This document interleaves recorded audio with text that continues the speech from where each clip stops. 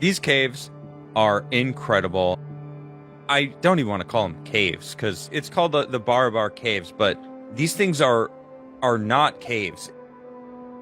Does that look like a cave to anyone? That looks No. like the entrance to a spaceship. That's Yeah, right, exactly.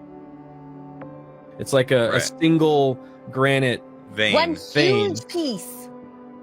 Deep in the heart of India, shrouded in the mists of ancient history, lies a marvel of engineering and artistry that continues to baffle and amaze. The Barabar Caves, a series of rock-cut chambers carved into the granite hills of Bihar, India, the oldest rock-carved caves that exists to date. What secrets do they hold? How were they built? And what purpose did they serve? Could humans really have created this ancient wonder? The Barabar Caves, discovered in the early 19th century, are believed to be the oldest surviving examples of rock-cut architecture in India, dating back to the 3rd century BC. They were commissioned by Ashoka the Great, the Mauryan emperor who famously converted to Buddhism after the bloody Kalinga War. These caves were meant to serve as retreats for monks and ascetics seeking spiritual enlightenment. What is immediately striking about the Barabar Caves is the sheer precision and polish of their construction.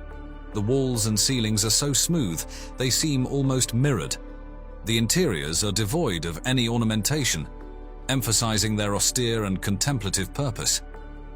Even today, after more than 2 millennia, the echo of a whisper reverberates through these chambers, creating an ethereal atmosphere. The most iconic of the Barabar Caves is the Lomas Rishi Cave, distinguished by its unique horseshoe-shaped entrance, reminiscent of the Chaitya halls of later Buddhist architecture. The interior is a single spacious chamber with a vaulted ceiling, culminating in a stupa-like projection at the far end. The acoustics within the Lomas Rishi Cave are extraordinary, creating a sense of otherworldly resonance that amplifies even the slightest sound. But how were these caves built? The technology available at the time was rudimentary, consisting mainly of iron chisels and hammers. Carving into the hard granite would have been an arduous and time-consuming task. Yet, the sheer scale and precision of the Barabar Caves suggest a level of mastery that seems almost impossible for the time. Some scholars theorize that the Mauryans might have employed advanced techniques, perhaps even using fire to weaken the rock before chiseling. Others speculate that they might have had access to specialized tools or knowledge that has since been lost. The mystery of their construction only adds to the allure of the Barabar Caves. The Barabar Caves are not just architectural marvels, they are also repositories of history. Inscriptions found within the caves provide valuable insights into the Mauryan era, including Ashoka's edicts promoting peace and non-violence. These inscriptions show Ashoka's profound transformation from a ruthless conqueror to a benevolent ruler, a transformation that reverberated throughout the Indian subcontinent. But the Barabar Caves also raise intriguing questions. Why did Ashoka choose this particular location? Was it for its strategic importance, its natural beauty, or its spiritual significance? The story of the Barabar Caves is far from over. These ancient marvels hold more than just questions of technique and purpose.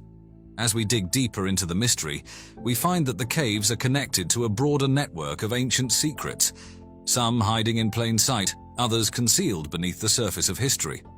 The Barabar Caves, it seems, are just the beginning. Let's turn our attention to the staggering amount of stone that was removed to create these caves. Carving out even one of these chambers would have required moving hundreds of tons of solid granite. While this might seem difficult enough today, with cranes and modern machinery, imagine doing it over 2,000 years ago with only basic tools. Experts estimate that the volume of rock removed from the Barabar and Nagarjuni caves combined is equivalent to the construction of an entire modern skyscraper. The caves aren't just hollow spaces, they are carefully engineered cavities with perfectly smooth walls and astonishing acoustic properties.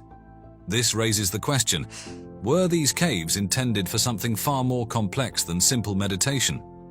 If we step outside the narrow confines of traditional archaeology, a number of unconventional theories begin to emerge. One of the most compelling is the possibility that these caves were not simply religious sanctuaries, but sites for ancient experiments with sound and resonance. Sound, after all, was a powerful force in many ancient cultures, believed to be a tool for healing, communication, and even construction.